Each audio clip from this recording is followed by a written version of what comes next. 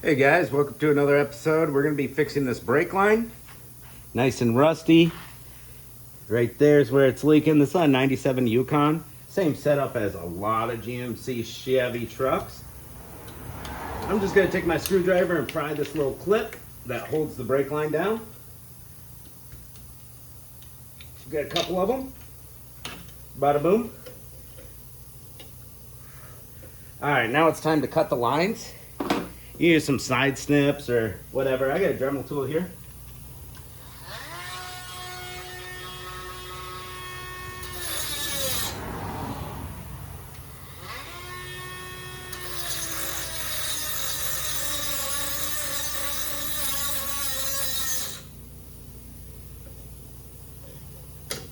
We'll just tear that out of there. My Dremel tool needs to go on the charger.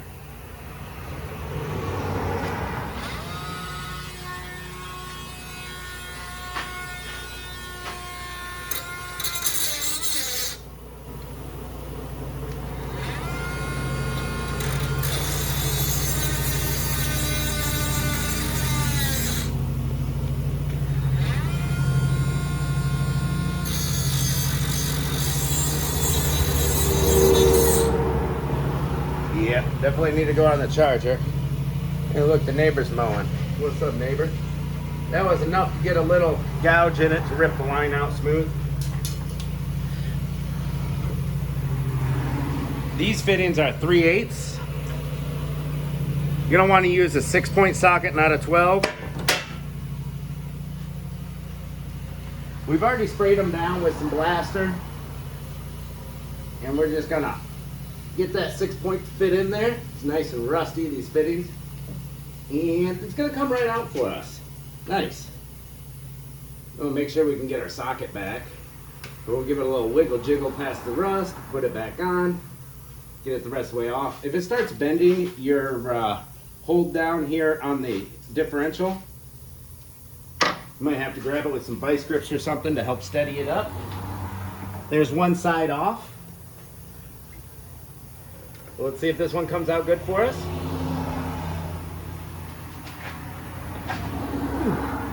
It's coming.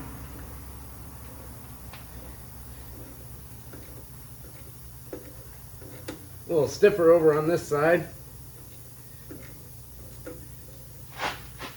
It's definitely important to use a 6-sided socket.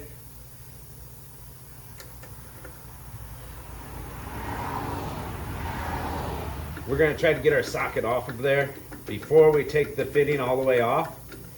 There we go. Now we put it back on loosely, get it the rest of the way out.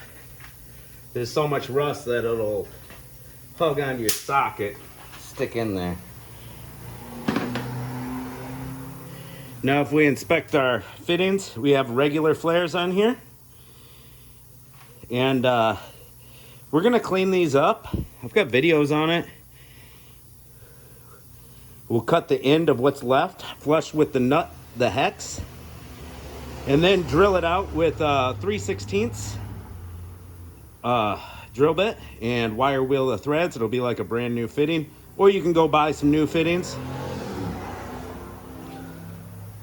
Also, you can get some line with fittings already on them.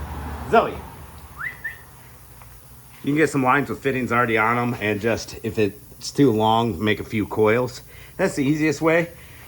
But we're gonna fabricate our own lines today. Got a reel of 3/16 brake line there. Let me get these fittings cleaned up, and then we'll go from there. All right, we got our fitting that goes to the differential right here.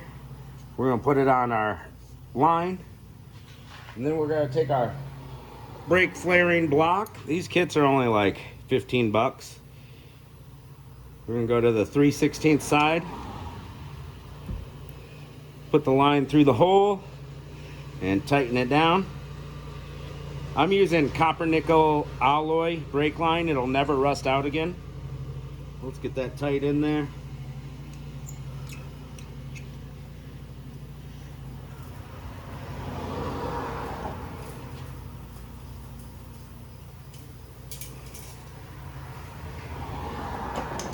And we'll take our flaring tool Boom, see how it's got a point? It's gonna go right in the middle of that line.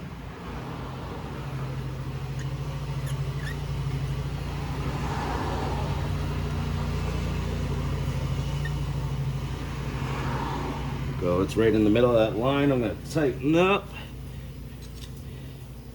These tools are getting old and rusty.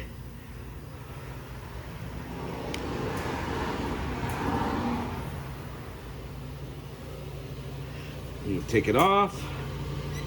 Hopefully we made a good flare. We didn't. I was a little off center there. It was not. I think I put a little too much into it. Tighten it a little more and see if it flares for me correctly.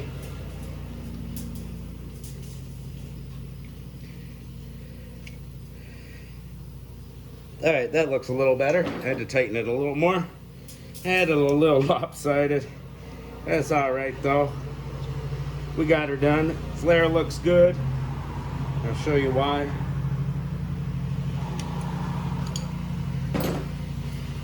On your flare, you want to make sure you have no cracks or anything when you use your tool. Like if you stick it out of the block too far, they'll start splitting. You want to make sure it kind of spins smoothly on there. It doesn't. Got a little bit of press marks on it. It's a little bit. I'm gonna grab our line wrench and spin it a little bit. Work it up to the top of the flare, spin it a few times.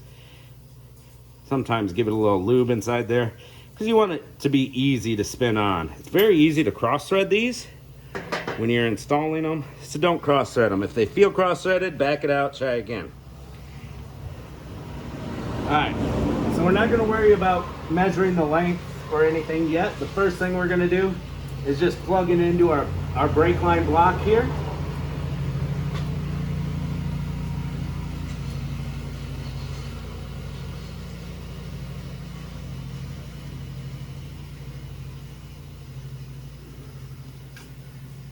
And this is really screwing me up because I bent it a little bit towards the tip.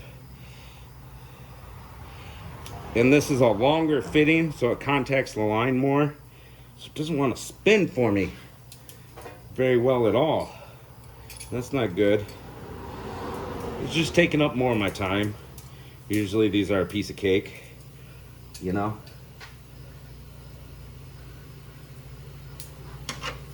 All right, let's see if we can get it to start into the threads.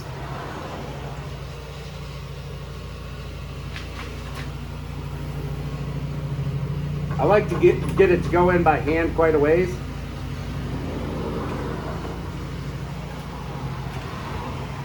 This one's giving me a little resistance, so I gotta start off with the wrench. I got that first little half thread by hand before it gave me resistance.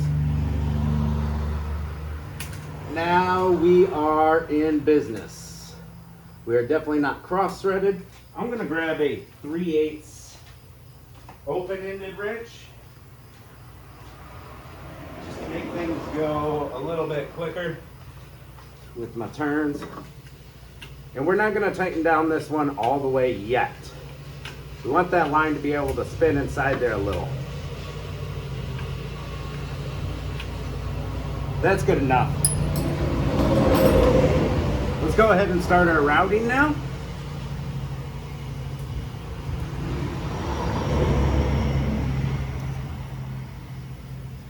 Here we go.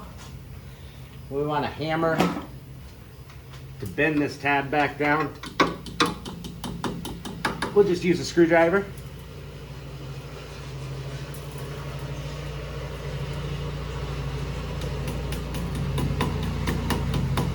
Same thing here. Bada boom. Next thing, cutter tool. We'll go right over here. This is a bigger one. I got a littler one. I actually got like 3 of them that I like better. This is the one that I have in my hand. And we're gonna estimate how much further we have to go to plug in to that wheel cylinder. And having extra is a good thing. You never want to be too short, especially if you mess up your flare and you got to cut back. I think I want to cut it right about there. That'll give me a little extra in case we make a mistake.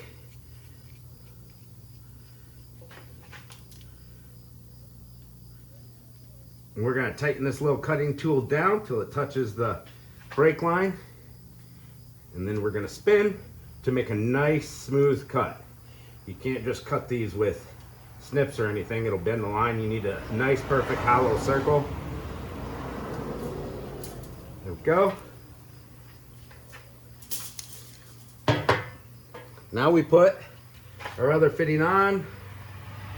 Everything's looking good so far.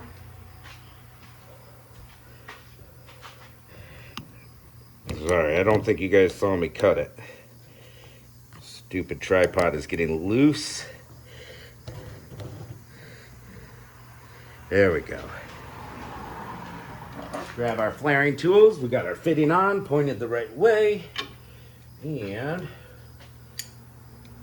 go to our 3/16. Make sure we're not sticking out too far. We just need to stick out a little bit to make that flare.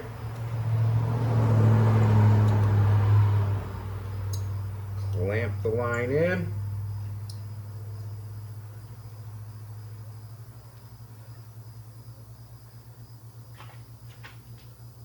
We can still bend our line a little bit to make it easier on us. There we go. Get ourselves a nice little flare going. Zoe, no.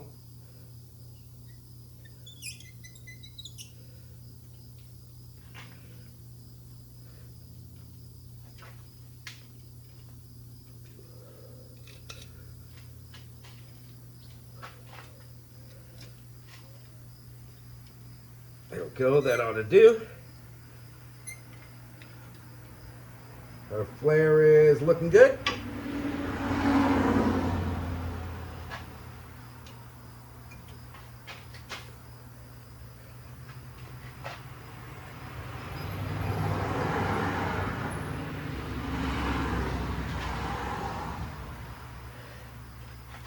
Wow, that was on there.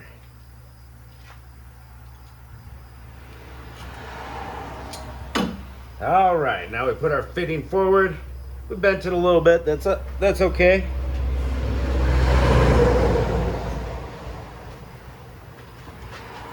Bend it back a little. Try to straighten the line out.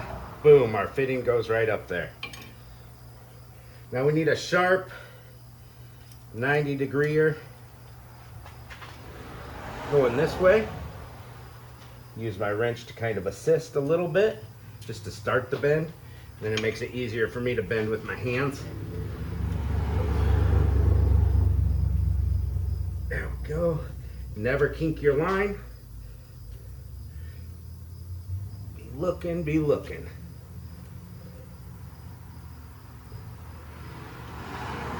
I actually made this the perfect size instead of giving myself a little too much like I wanted to, which is cool because I don't have to cut it back at all. I didn't mess up. So now we plug her in. We'll try to get the threads going.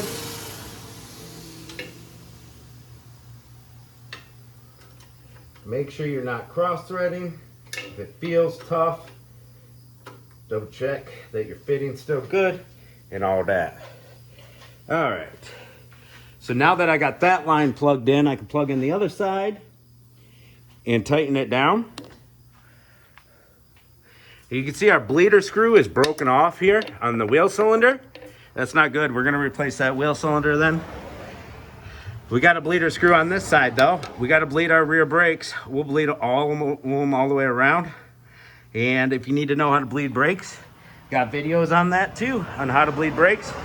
But there's a rear line, you know, a little 20-minute job.